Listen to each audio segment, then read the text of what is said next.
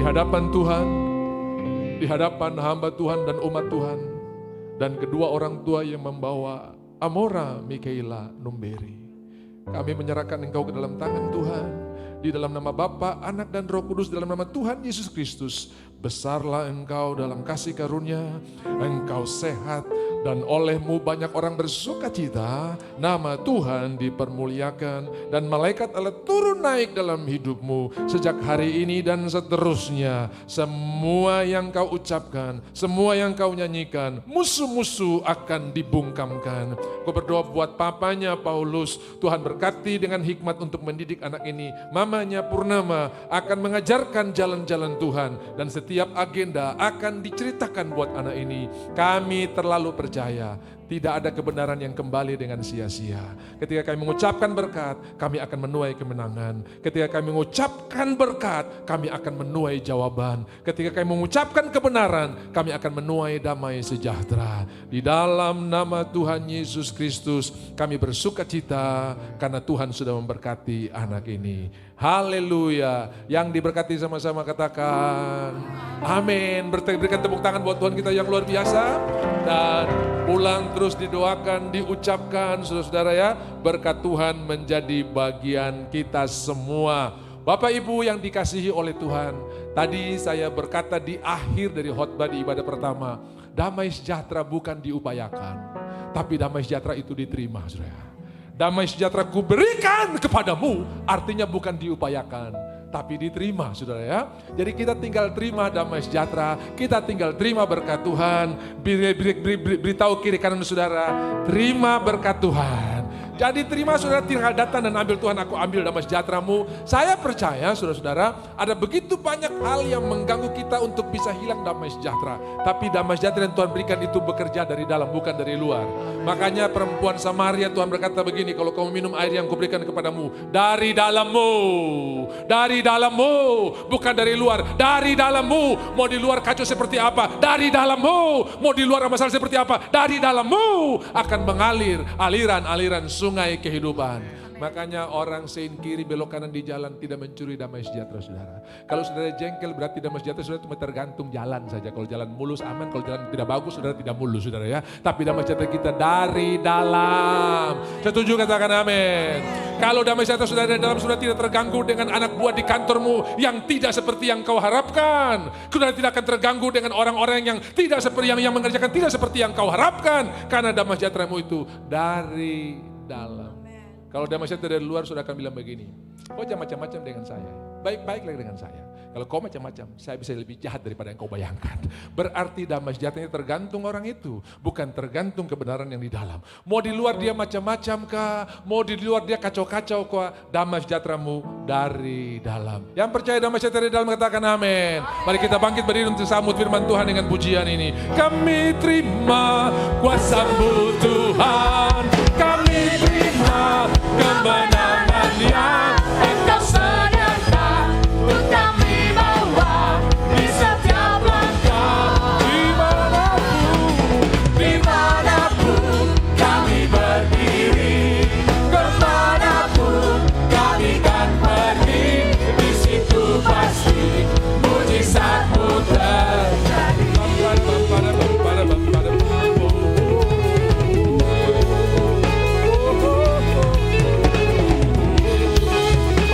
Pujian ini bersama-sama, kami yang telah ditebus,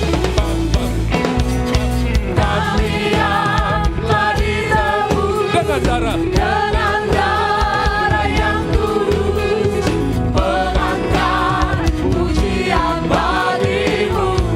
Kami bait kudus-Mu, kami bait kudus sebagai bukti karya-Mu.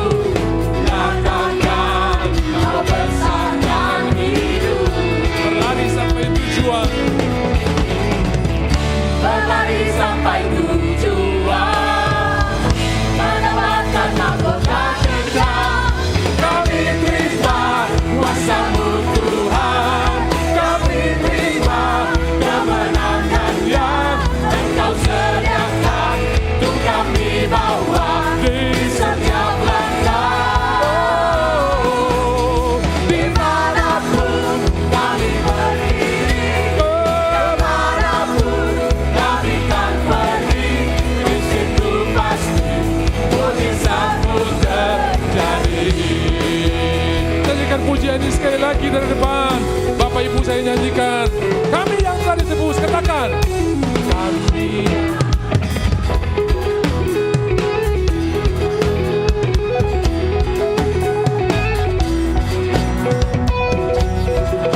Singers, sama-sama. Kami main sucimu. Kami baik suci-Mu, sebagai bukti karya-Mu. Nyatakan Kau besar bagi hidup. Sama-sama berlari sampai tujuan. Berlari sampai tujuan, mendapatkan mahkota kekal.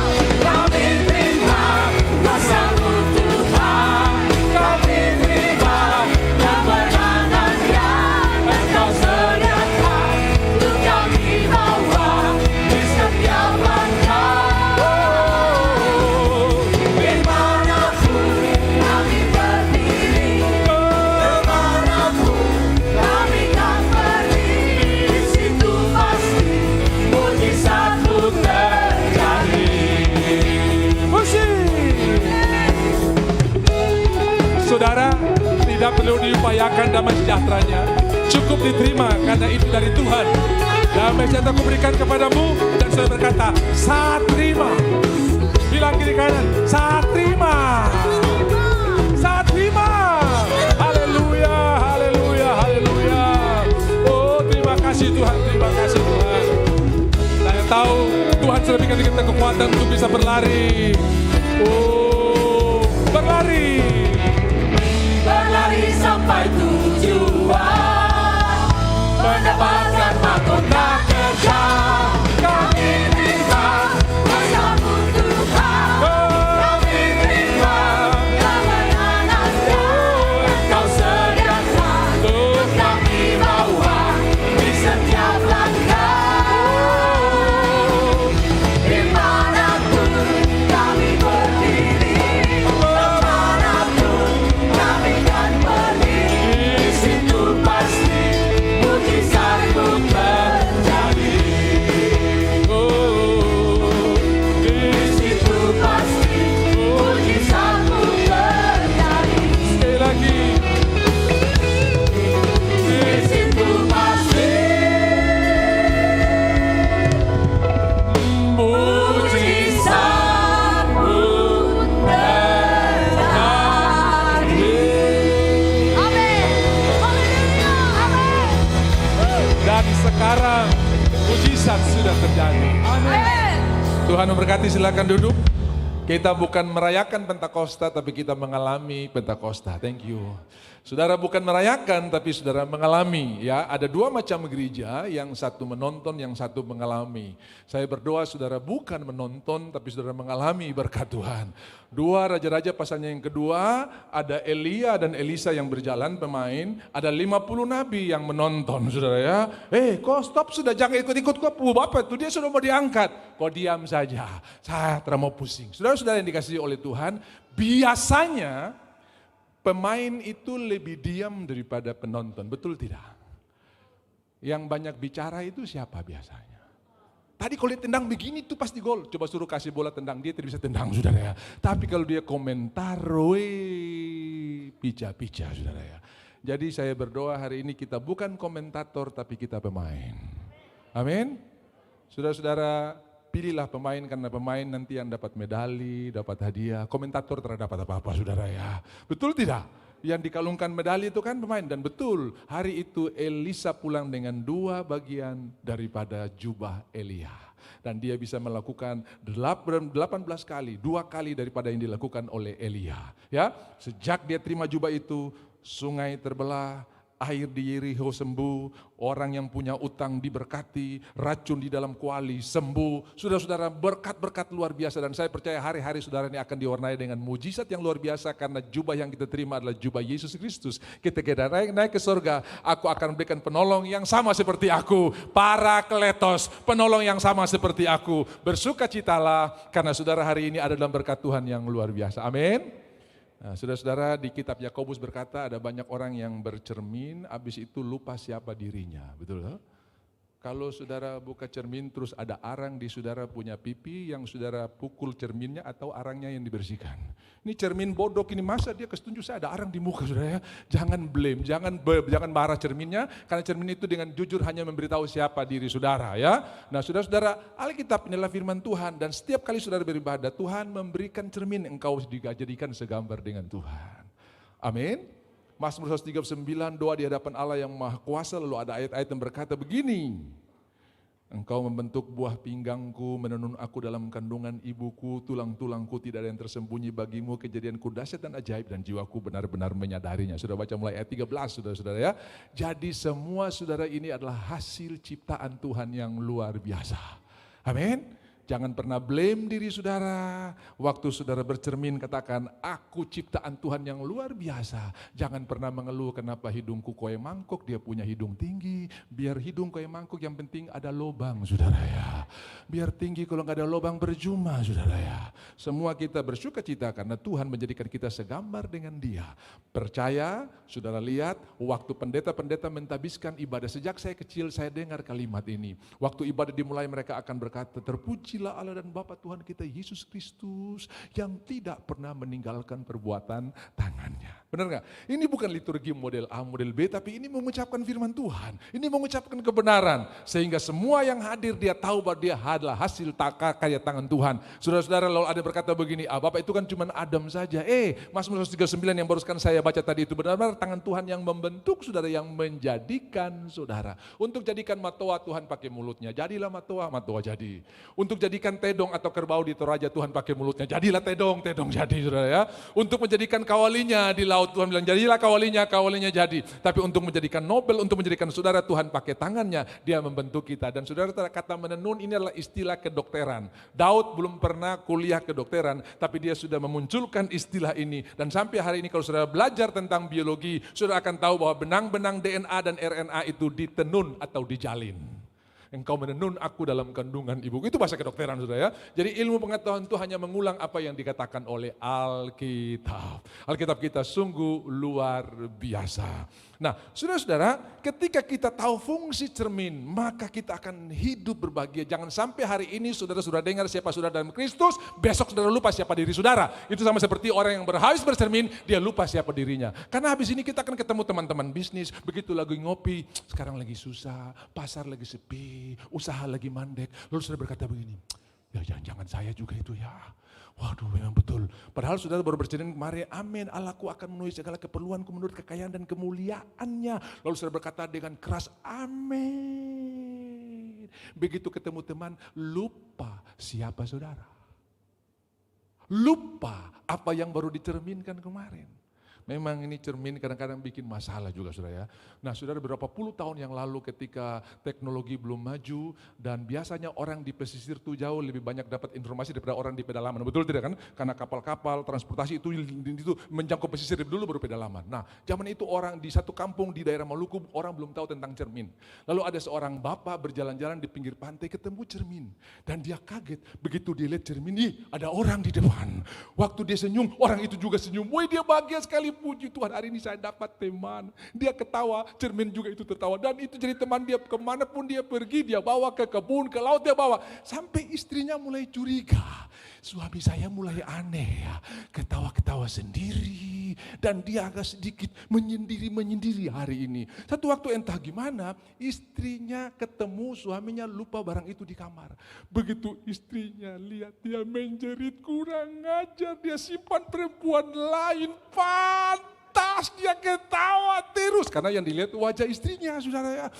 Langsung dia nangis dan dia bilang, Papa Mama datang dulu di sini. Saya sudah bulat keputusan untuk tinggalkan dia. Selama ini dia senyum sendiri, tertawa sendiri. Ternyata dia ada simpan perempuan lain di rumah ini. Kau jangan gosip nah, itu hoax barangkali. Mama tidak percaya, ini lihat. Begitu mamanya lihat dia bilang, masa tua begini. Karena yang dilihat wajah mamanya saudara. Masa tua begini. Opa dari kamar keluar. Ada apa ribut-ribut. Ini anakmu nih gak tahu tiba-tiba minta cerai. Tapi waktu mama lihat ternyata gak mungkin lah. Ini wajah oma-oma ini. Terus ini coba opa lihat nih, percaya gak? Begitu opa lihat dia pelototin oma. Jangan-jangan oma lihat, oma simpan opa lain di rumah ini saudara ya. Keluarga itu jadi kacau gara-gara mereka tidak mengerti fungsi cermin saudara ya. Nah hari ini kita tahu cermin itu untuk memberitahu siapa diri kita, bukan siapa orang lain. Haleluya. Who you are in Christ. Siapa dirimu? Engkau lebih daripada pemenang, bukan cuma pemenang. Pemenang saya, haleluya. Engkau bukan cuma berhasil, tapi berhasil dan beruntung. Yang merenungkan firman Tuhan siang dan malam, perjalananmu akan berhasil dan beruntung. Kitab Yosua pasal yang pertama, bukan cuma berhasil saudara-saudara. Jadi tanamkan dalam diri saudara, krisis boleh terjadi. Karena Tuhan memberkati kita bukan tergantung situasinya aman atau tidak. Tuhan berkati kita berdasarkan kekayaan dan kemuliaannya. Bisa bilang amin? Filipi 4 ayat yang ke-11, Allahku akan memenuhi segala keperluanku menurut, semua bilang menurut, bukan dari. Kalau dari berarti sebagian kecil atau sebagian besar itu dari. Saya akan berkati kau dari saldo saya, 100 juta, 10 juta, 100 juta, 1 juta, itu dari. Tapi saya akan berkati kau menurut, berarti yang ada di saldo semuanya untuk saudara. Tuhan memberkati kita bukan dari kekayaannya, tapi menurut kekayaannya. Jadi jangan minta terlalu sedikit. Tuhan tidak pernah pusing dengan kau permintaan itu. Nanti kalau minta terlalu besar nanti Tuhan pusing. Memang saudara-saudara ya, ada juga kadang-kadang yang saya dengar ada satu suami didatangi oleh malaikat. Lalu malaikat bilang begini, kau minta 2 permintaan, tapi saya hanya jawab 1. Nanti saya pilih mana yang saya akan jawab. Dia bilang puji Tuhan, kebetulan saya ini punya proyek besar. Nomor 1, berikan saya berkat supaya saya bisa bangun sekolah dari TK sampai universitas.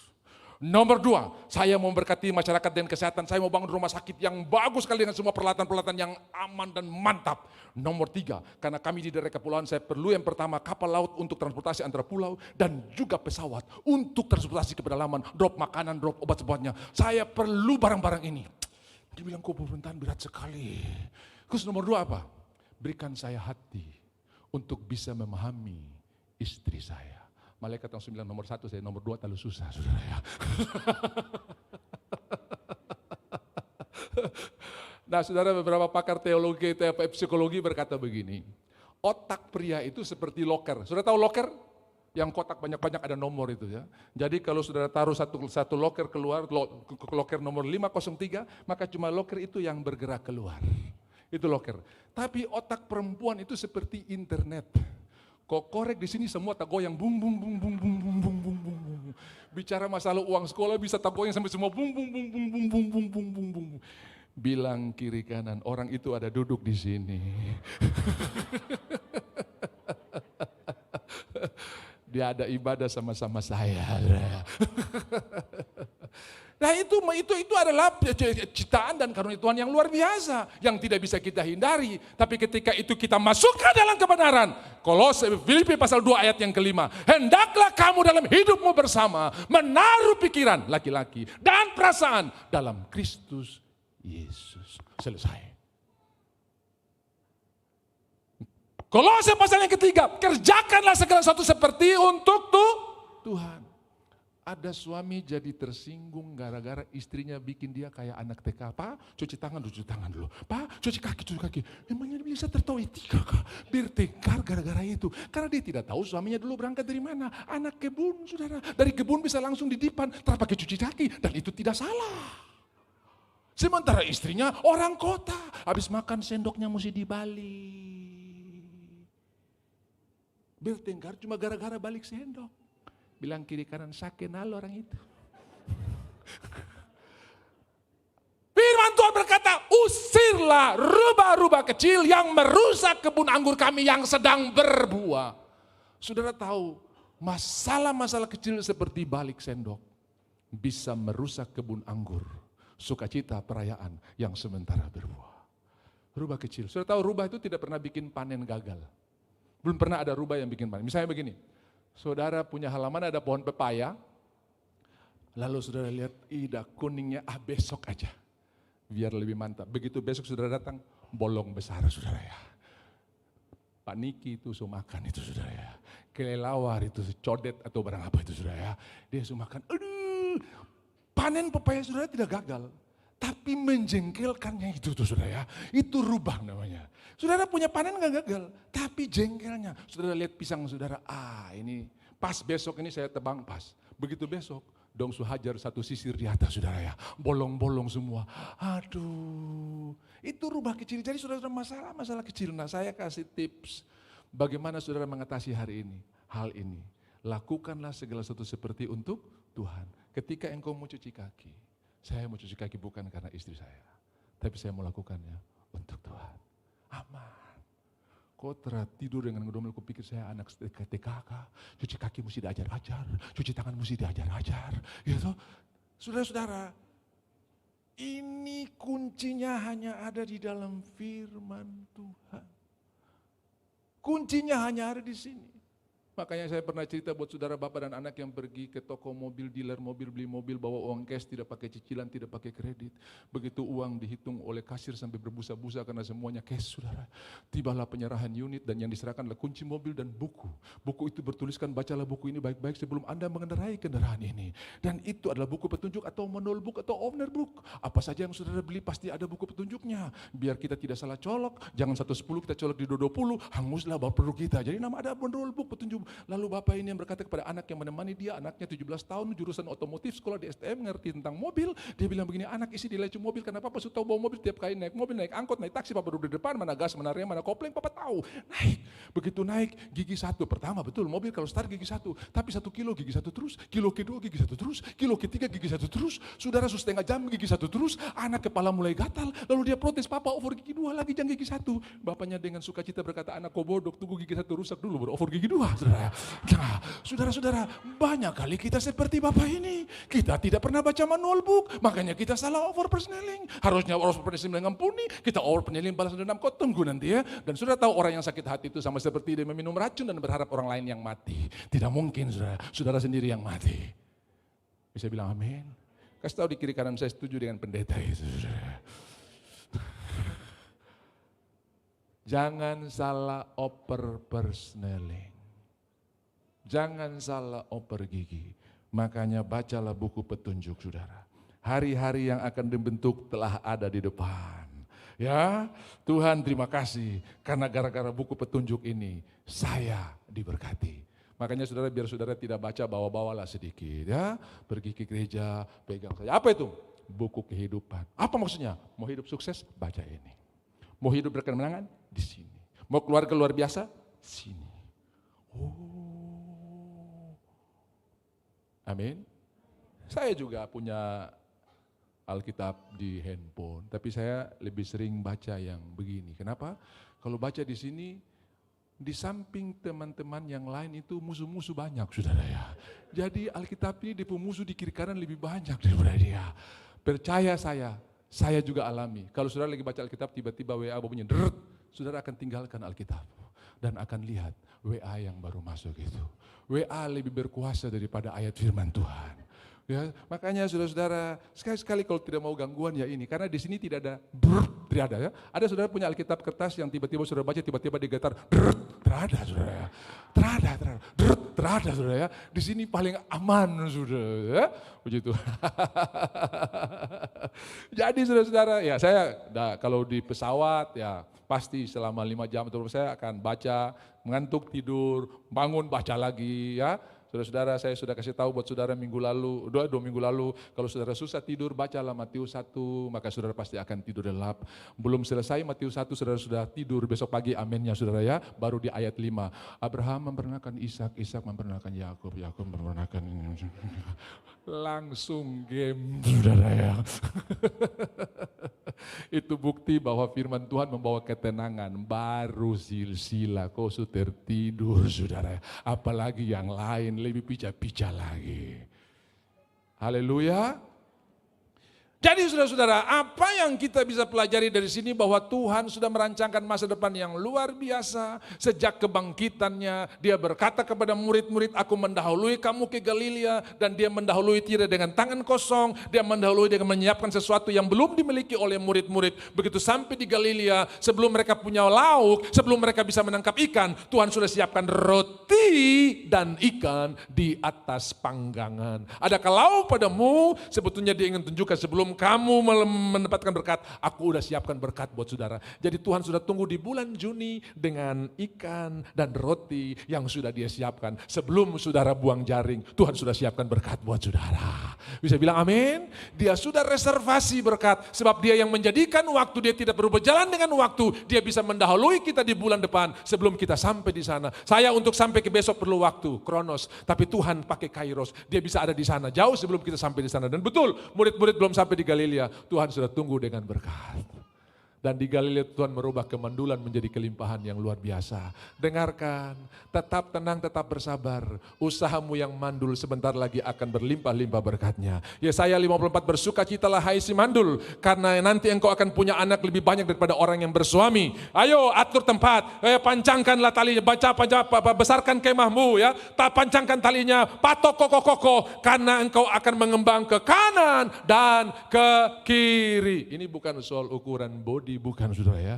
Dulu S, sekarang XXXXL saudara. Hanya untuk saudara lihat bagaimana Tuhan memelihara. Jadi begini, ada yang bilang begini, Pak, saya tidak usah bersaksi buat orang bahwa Tuhan pelihara saya. Dari body saya bisa dilihat, Tuhan pelihara saya.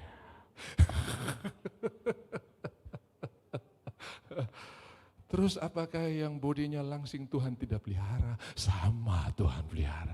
Memang kadang-kadang orang suka ukur kita dari pandangan lahiriah, saudara ya. Tapi saudara-saudara mesti tahu kebenaran itu ada di dalam kita, bukan di luar kita. Amin. Ya, kita tidak bisa melarang orang untuk kritik kita, tapi kita bisa memilih untuk mempercayai atau tidak. Kita bisa memilih untuk ignore atau save. Kalau pendeta gemuk, bawa motor kecil, ini mereka protes, kayak beruang sirkus. Kalau dasinya kebesaran, kayak serbet. Kalau anaknya cuma satu, kurang diberkati. Kalau anaknya berengke-rengke banyak, tidak tahan nafsu. Macam-macam, semua orang bisa protes. Sudah, apa saja. Tapi kita bisa memilih untuk ignore atau save.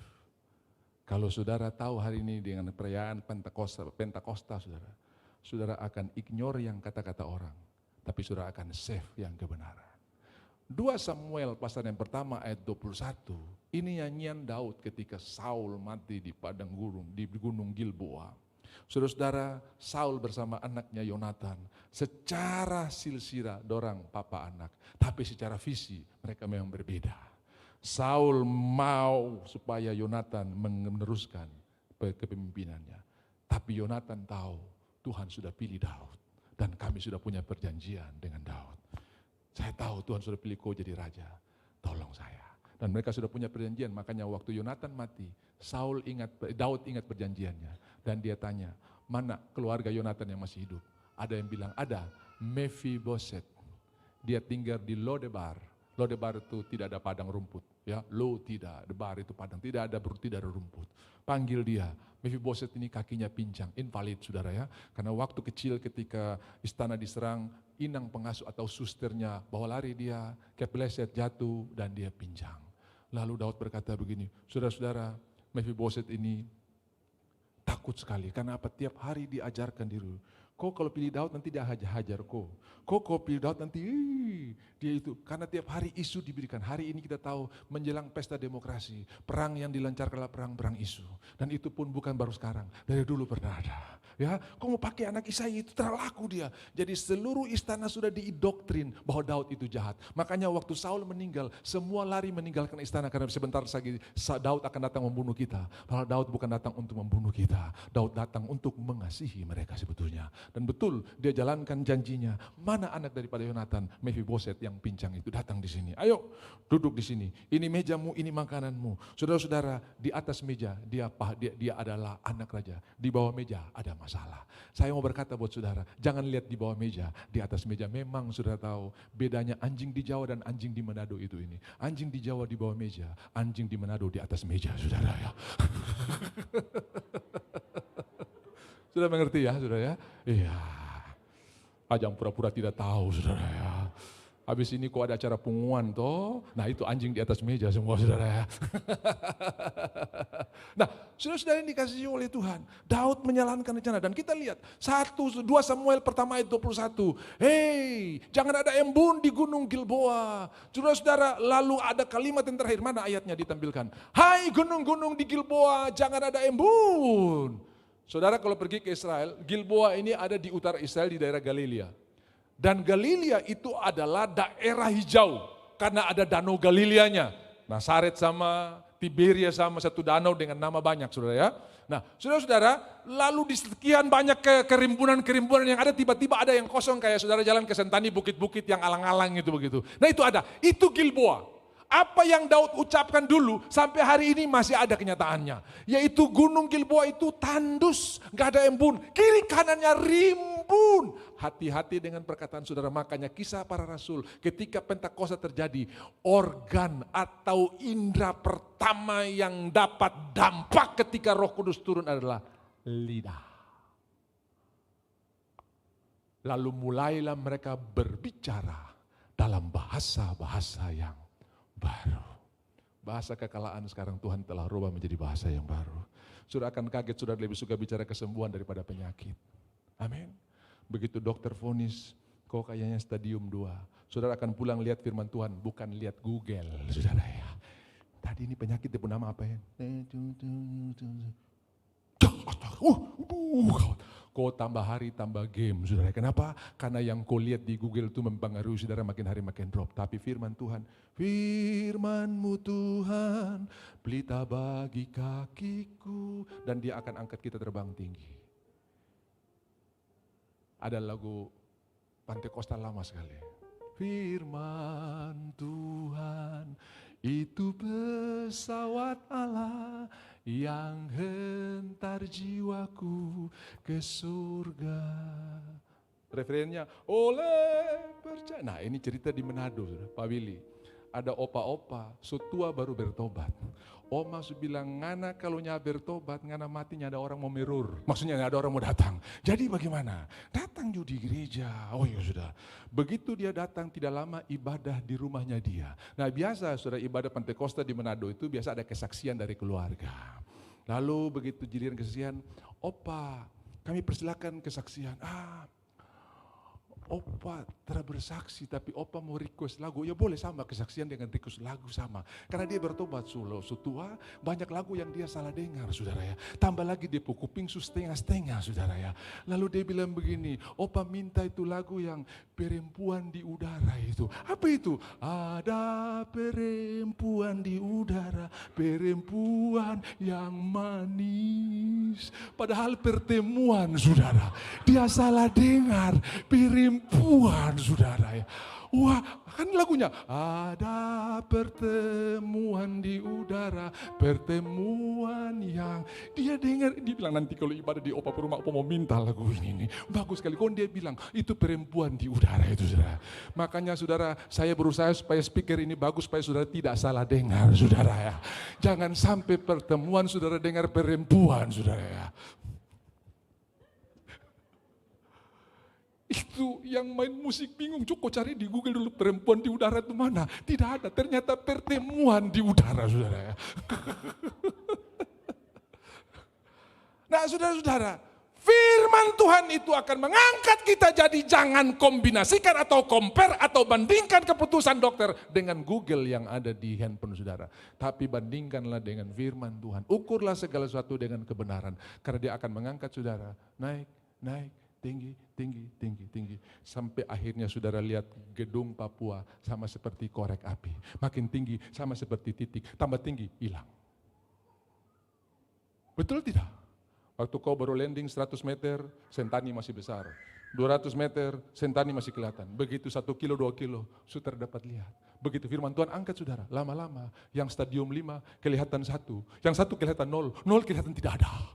Karena makin hari makin tinggi, makin hari makin tinggi. Yang setuju katakan amin. Tepuk tangan buat Tuhan kita yang luar biasa. Kuasa Pentakosta akan mengangkat kita. Kenapa? Lalu turunlah dari atas, bukan dari bawah.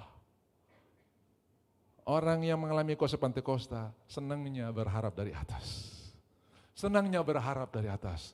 Tiba-tiba, suddenly, saya percaya dalam minggu ini ada banyak suddenly blessing buat saudara. Berkat tiba-tiba buat saudara. Pas saya terasangkan itu suddenly blessing. Karena Alkitab tulis dalam Kisah Rasul pasal 2. Tiba-tiba, suddenly. Dan Tuhan masih punya berkat tiba-tiba buat saudara. Yang saudara tidak pernah pikirkan. Tiba-tiba mendatangi saudara. Masih tetap di 1-2 Samuel pertama ayatnya yang ke-21. Tetap ditayangkan, ya, jangan ada embun, jangan ada hujan di atas kamu. Hai padang-padang pembawa kematian, sebab di sanalah perisai para pahlawan dilumuri, perisal sayul yang tidak diurapi dengan minyak. Saudara-saudara, kenapa perisai-perisai ini perlu diurapi? Pada waktu panah datang, perisai itu akan membuat panah-panah itu terpeleset. Tapi kalau tidak diurapi, maka panah itu akan nancap. Sudah tahu, kuasa Pentakosta akan membuat semua panah-panah api musuh tidak tertancap di pikiran kita. Yang stres iblis. Dulu saya stres, iblis tepuk tangan. Tapi sekarang saat tepuk tangan, iblis yang stres. Kenapa saya su panah teramempan? Kenapa saya su hajar terus teramempan? Karena dia tidak tahu minyak urapan itu membuat semua panah terpeleset, terpeleset, terpeleset. Dan dia yang stres karena tidak ada panah yang nancap. Sebab perisai kita diulumuri dengan minyak. Haleluya. Dia sudah bicara kok kayak begitu, baru kok masih traktir dia makan bakso lagi. Tidak tancap kok. Kalau tertancap jangan harap sama traktir. Tapi kan tidak tertancap. Kan tidak, dia keluar. Saya tidak renungkan. Kadang-kadang orang lain yang jengkel karena kita jadi baik gitu kan saudara ya. Ketika perisai itu datang, diurapi. Saya ingat sahabat saya. Dia seorang yang sangat rapi. Kalau setrika baju tidak boleh ada parangnya 2. Saudara-saudara, baju putihnya itu orangnya perfeksionis. Saya pernah baca Believe or Not itu di koran Kompas. Dulu-dulu ya ada kolom itu Believe or Not. Ada orang di Eropa yang meninggal gara-gara pakai kaos kaki, tiba-tiba dilihat kaos kakinya bolong kecil, mati saudara ya. Cuma lihat kaos kaki bolong saudara ya. Karena orangnya terlalu perfeksionis. Tidak mau tampil sedapat mungkin, tidak ada cacatnya, tidak ada celahnya. Nah saudara-saudara, begitu dia bertobat.